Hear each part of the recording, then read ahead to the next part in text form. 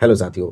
आज की क्लास में हम लोग 17 अगस्त 2022 में जो ग्रुप डी का पेपर हुआ था उसमें साइंस के टोटल 25 प्रश्न पूछे गए थे। वही 25 प्रश्नों को आज से हम लोग देखना शुरू करेंगे। इसमें हम लोग टोटल 99 शिफ्ट के प्रश्नों को देखेंगे। 99 शिफ्ट के प्रश्नों को हम लोग बारी बारी से कवर करेंगे, शिफ्ट वाइज ही देखेंगे। ये सीरीज काफी लंबी होने वाली है। आप सभी का सहयोग इसमें बहुत इंपॉर्टेंट है। आप लोग सबसे पहले चैनल को सब्सक्राइब करेंगे, वीडियो को लाइक करेंगे और अपने फ्रेंड के ग्रुप में शेयर करेंगे। इस टोटल 99 शिफ्ट के प्रश्नों में हम लोग दो पार्ट में इसको पढ़ेंगे। एक पार्ट में हम लोग सिर्फ जीके और करंट के 20 प्रश्नों को देखेंगे जिसमें जीके और करंट के होंगे। एक पार्ट में हम लोग 25 प्रश्नों को देखेंगे जो सिर्फ साइंस का होगा। तो आपको प्रतिदिन 2 वीडियो ग्रुप डी से रिलेटेड मिलेगा। तो इसलिए इस सारे कंटेंट को इकट्ठा करना, उसको बनाना तो काफी समय लग जाता है। तो आप लोग क्या करेंगे, आप लोग का बस इतना ही ड्यूटी है कि आप लोग चैनल को सब्सक्राइब करेंगे, वीडियो को लाइक करेंगे और अपने फ्रेंड में शेयर करेंगे। तभी जाकर ये महा सीरीज जो है सफल होगा। आपका सहयोग काफी इसमें क्या बोलते हैं इंपॉर्टेंट है। तो चलिए आज की क्लास हम लोग शुरू करते हैं। आज की क्लास का पहला प्रश्न है, जिप्सम को गर्म करके एक रासायनिक यौगिक एक्स तैयार किया जाता है। यह एक सफेद चूर्ण है और इसका उपयोग अग्निरोधी पदार्थ के रूप में होता है। तो यौगिक एक्स क्या है? तो यौगिक एक्स जो है एक प्लास्टर ऑफ पेरिस और इसका कलर कैसा होता है? सफेद रंग का होता है। सबसे पहले हम देखेंगे कि यहाँ पर जिप्सम एक शब्द हुआ है जिसको हम लोग जब गर्म करते हैं तो एक्स पदार्थ तैयार किया होता है। तो जिप्सम का फॉर्मूला होता है CaSO4.2H2O। ये क्या होता है? तो ये जिप्सम है। जब जिप्सम को हम गर्म करेंगे, इसको हम लोग क्या करते हैं, गर्म करते हैं तो हमें मिलता है प्लास्टर ऑफ पेरिस। इसको जब हम लोग गर्म करेंगे तो मिलेगा हमें प्लास्टर ऑफ पेरिस। और प्लास्टर ऑफ पेरिस का फॉर्मूला होता है, यहाँ पर 2H2 है तो वहाँ पर 5H2 हो जाता है। CaSO4.5H2O ये आपका प्लास्टर ऑफ पेरिस का फॉर्मूला हो जाएगा। और ये कैसा कलर का होता है? तो सफेद कलर का होता है। अगला प्रश्न है, निम्न में से किस प्रकार के प्रतिबिंब पर्दे पर प्राप्त किए जा सकते हैं? तो आपको बताना है कि वो कैसा इमेज है जो पर्दे पर यानी स्क्रीन पर प्राप्त किया जा सकता है। तो ऑप्शन जो सी है, ए और बी दोनों, यानी वास्तविक और जो बड़ा प्रतिबिंब होता है और वास्तविक और छोटा प्रतिबिंब, ये दोनों जो इमेज होते हैं ये आपके स्क्रीन पर प्राप्त किए जा सकते हैं। अगला प्रश्न है, निम्नलिखित में से किस यौगिक का उपयोग श्वेत श्याम यानी ब्लैक एंड व्हाइट फोटोग्राफी में किया जाता है? जो फोटोग्राफी होती है जिसमें सिर्फ ब्लैक और व्हाइट कलर का फोटो होता है, तो उसमें आप किस यौगिक का उपयोग करते हैं? तो इसमें हम लोग सिल्वर क्लोराइड और सिल्वर ब्रोमाइड दोनों का प्रयोग हम लोग इसमें करते हैं श्वेत श्याम फोटोग्राफी में। ये प्रश्न काफी इंपॉर्टेंट है, आप लोग इसको याद करेंगे। इसमें टोटल 25 प्रश्न है। 25 प्रश्न काफी इंपॉर्टेंट है। आप समझ सकते हैं जो ग्रुप डी का एग्जाम होता है उसमें साइंस कितना इंपॉर्टेंट रोल प्ले करता है। अगर आपको वीडियो पसंद आ रहा है तो आप लोग चैनल को सब्सक्राइब करेंगे और एक लाइक करेंगे। अगला प्रश्न है, एक धारावाही परिनालिका के लिए इनमें से कौन सा कथन सही है? जो धारावाही परिनालिका होती है आपको बताना है इनके लिए कौन सा कथन सही है। पहला कथन है, इसका उपयोग मृदु लोहे के टुकड़े को चुंबकित करने के लिए किया जाता है। दूसरा है, यह क्षण चुंबक की भांति कार्य करता है। और तीसरा कथन जो है, क्षेत्र रेखाएं संकेंद्रित वृत्त होती है। तो इसमें जो कथन 1 और 2 है दोनों सही है। 1 और 2 दोनों सही है, तीसरा जो है ये गलत है। आप लोग देख सकते हैं इसका कार्य क्या है, अच्छे से याद करेंगे। अगला प्रश्न है, एड्स का पूर्ण रूप क्या है? तो ये प्रश्न तो बहुत बार रिपीट हुआ, हर एक एग्जाम में पूछा जाता है एड्स का फुल फॉर्म क्या होता है। तो इसका फुल फॉर्म हो जाएगा acquired immunodeficiency syndrome, AIDS का फुल फॉर्म होता है। और एड्स दिवस जो होता है एग्जाम में पूछा जाता है कब मनाया जाता है? ये 2 दिसंबर को हम एड्स दिवस मनाते हैं। अगला प्रश्न है, न्यूलैंड के अष्टक नियम में पहला तत्व खाली स्थान है और अंतिम तत्व खाली स्थान है। तो पहला तत्व हाइड्रोजन हो जाएगा, हाइड्रोजन पहला तत्व है। और अंतिम तत्व जो है थोरियम है। पहला तत्व हाइड्रोजन और अंतिम तत्व थोरियम। और न्यूलैंड जो था जब अष्टक नियम बनाया तो उसने टोटल 56 एलिमेंट का खोज किया था। इसके समय तक 56 एलिमेंट का ही खोज किया गया था। अगला प्रश्न है, निम्नलिखित में से कौन सा जीव समूह पर्यावरण को स्वच्छ रखने में सहायक होते हैं? तो पर्यावरण को स्वच्छ रखने के लिए हमें जीवाणु और कवक की काफी आवश्यकता होती है। जीवाणु जो होते हैं, जीवाणु को हम इंग्लिश में बैक्टीरिया बोलते हैं और कवक को फंगस। ये दोनों जो होते हैं, जितने भी वेस्ट मटेरियल होते हैं उन्हें खाकर खत्म करते हैं, उन्हें गला देते हैं। अगर ये नहीं रहते तो पर्यावरण में काफी गंदगी फैल जाती है। ये दोनों काफी इंपॉर्टेंट रोल प्ले करते हैं पर्यावरण को स्वच्छ बनाने में। अगला प्रश्न है, गोलीय दर्पण के मुख्य अक्ष के बारे में निम्नलिखित में से कौन सा कथन सत्य है? जो गोलीय दर्पण होता है यही, इसका जो मुख्य अक्ष ये होता है एक्सिस, इसके बारे में कौन सा कथन सही आपको बताना है। यह दर्पण पर अभिलंब होता है, पहला कथन यह है। दूसरा है, आपतन बिंदु हमेशा मुख्य अक्ष पर स्थित होता है। और तीसरा कथन है, मुख्य फोकस हमेशा मुख्य अक्ष पर होता है। तो इसका आंसर हो जाएगा ऑप्शन नंबर 4, 1 और 3 सही है। ये और ये सही है। आप देख सकते हैं जो ये दर्पण पर अभिलंब होता है, तो ये दर्पण है इस पर क्या है, अभिलंब विनय एकदम सीधा है, इस पर खड़ा हुआ है। और ये जो होता है तीसरा ऑप्शन है, मुख्य फोकस हमेशा अक्ष पर ही स्थित होता है, तो इसका फोकस पॉइंट होता है ये अक्ष पर ही स्थित होता है। यहाँ पर पोल होता है और यहाँ पर सेंटर ऑफ कर्वेचर होता है और यहाँ फोकस होता है। सी एफ जो होता है सी का आधा होता है। तो ये दोनों कथन 1 और 2 सही है। अगला प्रश्न है, कशेरुकियों की यकृत कोशिकाओं में SER द्वारा कौन सा महत्वपूर्ण कार्य किया जाता है? तो SER जो है औषधियों और विषों का निराविषीकरण करता है। तो यह प्रश्न आप लोग याद रखेंगे, SER जो कार्य करता है यकृत की कोशिकाओं में कि औषधियों और विषों का निराविषीकरण करता है। अगला प्रश्न है, विद्युत मोटर का कौन सा भाग उसमें प्रवाहित धारा के प्रवाह की दिशा को उलट देता है?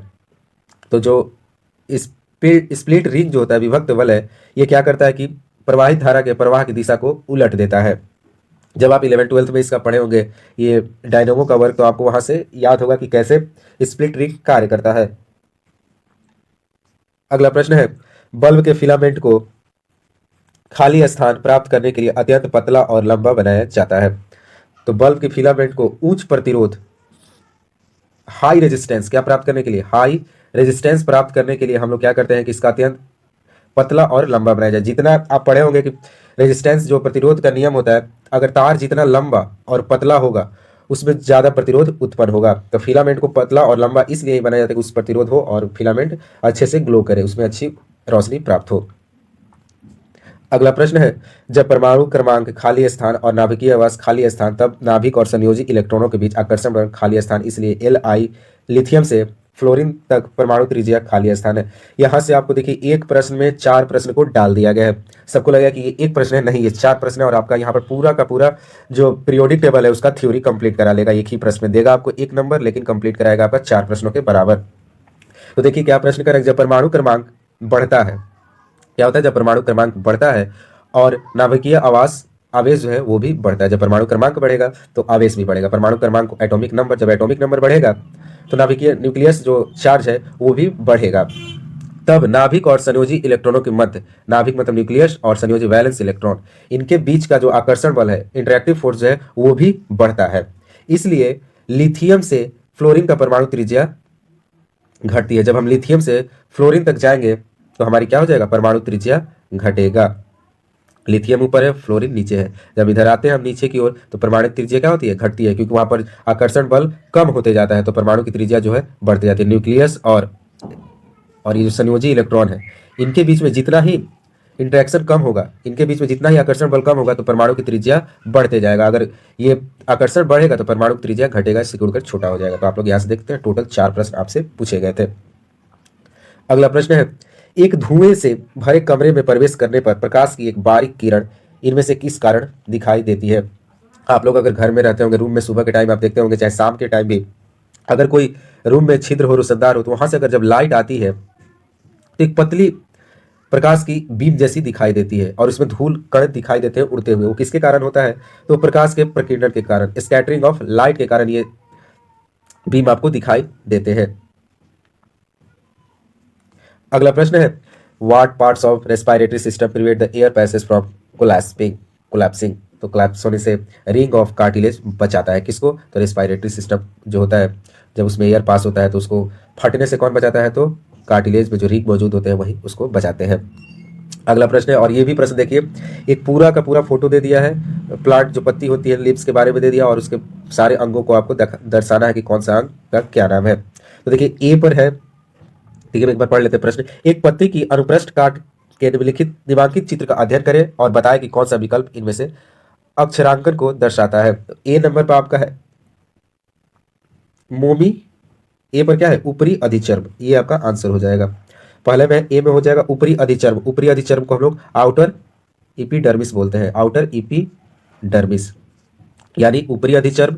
और दूसरा है बी पर निचली बाह्य त्वचा, लोअर आउटर स्किन जो होता है ये आपका निचली बाह्य त्वचा। और सी ये जो आपको दिखाई दे रहा है, सी जो है रक्षक कोशिका है।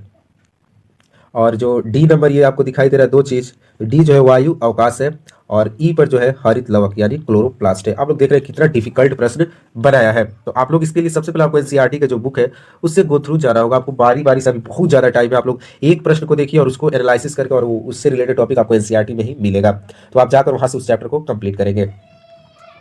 अगला प्रश्न है, श्वसन की इनमें से किस अभिक्रिया में ऑक्सीजन की आवश्यकता होती है? तो श्वसन की पाइरूवेट की CO2 और H2O और ऊर्जा रूपांतरण में हमें ऑक्सीजन की आवश्यकता होती है। तो ये अभिक्रिया में हमें ऑक्सीजन की आवश्यकता होती है, पाइरूवेट के CO2, H2O और ऊर्जा में रूपांतरण।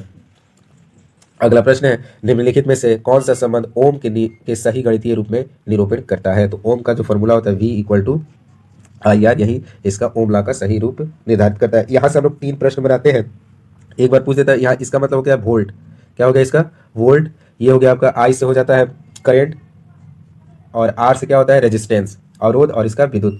यहाँ से पूछ देता है करंट का फॉर्मूला क्या होगा, तो V/R, और एक बार पूछेगा कि R का फॉर्मूला क्या होता है, तो V/I। यहाँ से आपको न्यूमेरिकल पूछ दे देता है, 2 दे देगा और तीसरा पूछ देगा, 2 दे देगा तीसरा पूछ देगा, 2 देगा और तीसरा पूछ देगा। तो आप लोग यहाँ से ये सब याद रखेंगे। अगला प्रश्न है, वह प्रक्रिया जिसके द्वारा जल रिस कर भूमि में प्रवेश करता है वह कहलाता है? तो उसे हम अंतः संयंदन कहते हैं। इस प्रक्रिया में क्या, ये भूमि है, यहाँ पर जल था, ये अंदर जाता है भूमि के अंदर रिस कर, उसे क्या बोलते हैं, तो अंतः संयंदन, और इंग्लिश में हम इसे इनफिल्ट्रेशन बोलते हैं। इस प्रक्रिया से जो जल है भूमि में रिस कर प्रवेश करता है। अगला प्रश्न है, निम्नलिखित में से कौन से कथन सही है? तो कथन 1 और 2 सही है। टीन लेड मिश्र धातु का उपयोग फ्यूज तार बनाने में किया जाता है। तो यहाँ से एक प्रश्न बनता है कि फ्यूज तार जो होते हैं उनमें कौन धातु से मिले हुए मिश्र धातु तैयार किया जाता है? टीन और लेड का मिश्रण से बना एक मिश्र धातु जो होता है फ्यूज तार को बनाने में प्रयोग किया जाता है, टीन और लेड। और एक 2 सही है, फ्यूज जो हो विद्युतमय तार से जोड़ा जाता है। विद्युतमय तार मतलब लाइव वायर, जो मेन करंट वाला तार होता है जिसमें करंट फ्लो करता है। जैसे हम लोग यहाँ पर देखते हैं रेड वायर जो होता है उसको हम लोग अपने भाषा में गर्म तार बोलते हैं, जो उसी में मुख्य लाइन प्रवेश विद्युत प्रवाहित होता है। एक होता है अर्थिंग का जितना रोल नहीं होता जितना कि लाइव वायर का होता है। तो लाइव वायर से ही हम लोग फ्यूज को जोड़ते हैं। अगला प्रश्न है, क्लोर एल्कली प्रक्रिया में 3 उत्पाद उत्पन्न होते हैं, तीनों उत्पाद का नाम बताइए। तो क्लोर एल्कली में 3 उत्पाद प्राप्त होते हैं, उनका नाम है हाइड्रोजन, क्लोरीन और सोडियम हाइड्रोक्साइड। ये 3 उत्पाद प्राप्त होते हैं, हाइड्रोजन, क्लोरीन और सोडियम हाइड्रोक्साइड। ये क्लोर एल्कली प्रक्रिया में उत्पाद उत्पन्न होते हैं। तो आप लोग इसको याद रखेंगे। अगर आपको वीडियो पसंद आ रहा है तो आप लोग चैनल को सब्सक्राइब करेंगे। निम्नलिखित अपघटन अभिक्रिया में PQRS को पहचानिए। तो PQRS को आपको पहचानना है, इसका आंसर हो जाएगा ऑप्शन नंबर 1। इसका कहने का मतलब है वैलेंस करना होता है, इक्वेशन को आपको वैलेंस करना है, जितना इधर आयरन है उतना ही इधर होना चाहिए। अगर P के जगह पे हम 2 रखते हैं, Q के जगह पे 1, R के जगह पे 1 और S के जगह पे 1, हम यहाँ देखेंगे कि यहाँ पे देखिए 2Fe, ये एरो जो है इस साइड 2Fe, 2 गो Fe है, 2 आयरन है। यहाँ भी क्या हो गया, 1 लग गया, तो यहाँ पर 2 आयरन हो गया। यहाँ ऑक्सीजन कितना है, यहाँ पर सबसे पहले सल्फर, S कितना है, तो 2, यहाँ भी S कितना है, 1 यहाँ पर, 1 यहाँ पर। इसका मतलब ये है कि जितना इधर एलिमेंट है उतना ही इधर होना चाहिए। तो इसलिए इसको बैलेंस, अगर आप बैलेंसिंग ऑफ इक्वेशन पढ़े होंगे, समीकरण को बैलेंस करना, तो उस वहाँ से आपको मालूम चल जाएगा जितना इधर एलिमेंट होते हैं उतना ही एलिमेंट इधर भी होना चाहिए। यहाँ 1 और 2 S है, तो यहाँ भी 2, यहाँ 2 लगाने से S हो गया। ऑक्सीजन यहाँ पर 4, यहाँ पर 2 से गुणा किया 8, यहाँ पर इस साइड बाएं साइड में 8 ऑक्सीजन है, तो दाएं साइड में भी हमें 8 ऑक्सीजन होना चाहिए। 3 यहाँ पर, 2 यहाँ, 5 और 5 3 8। इसी को बोलते हैं बैलेंसिंग ऑफ इक्वेशन, समीकरण को बैलेंस करना। अगला प्रश्न है, निम्नलिखित असंतुलित समीकरण द्वारा निर्देश दिए गए अनुसार प्रकाश संश्लेषण की प्रक्रिया में क्रमशः कितने और कार्बन डाइऑक्साइड अणु भाग लेते हैं? नहीं, कितने जल और कार्बन डाइऑक्साइड अणु भाग लेते हैं, किसमें? तो प्रकाश संश्लेषण की प्रक्रिया में। तो इसका आंसर होगा 6 और 6। इसमें 6 H2O और 6 CO2 भाग लेते हैं प्रकाश संश्लेषण की प्रक्रिया में। 6 जल और 6 CO2 भाग लेते हैं, और तब जाके ग्लूकोज, ऑक्सीजन और जल का निर्माण होता है। अगला प्रश्न है, यदि एक आपतित किरण किसी अवतल दर्पण के वक्रता केंद्र से गुजरती है तो आपतित किरण और परावर्तित किरण के बीच बनने वाला कोण खाली स्थान के बराबर होता है। तो ये 0 के बराबर। मैं आपको दिखाता चलूँ, अगर ये आपका वक्रता गोलीय दर्पण है और ये इसका एक्सिस है, अक्ष है, और ये इसका पोल है, तो कह रहा है कि जब आपतित किरण अवतल दर्पण के वक्रता केंद्र से गुजरती है तो इसके आपतित किरण और परावर्तित किरण के बीच में कितना कोण होता है?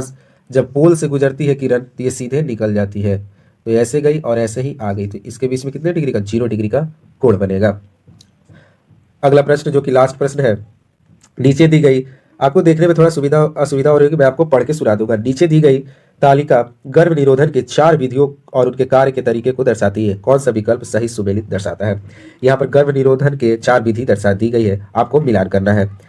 पहला है कॉपर टी। तो कॉपर टी का प्रयोग हम लोग इसलिए करते हैं क्योंकि इससे निषेचन रुक जाएगा, निषेचन यानी फर्टिलाइजेशन रुक जाएगा कॉपर टी का जब हम प्रयोग करेंगे।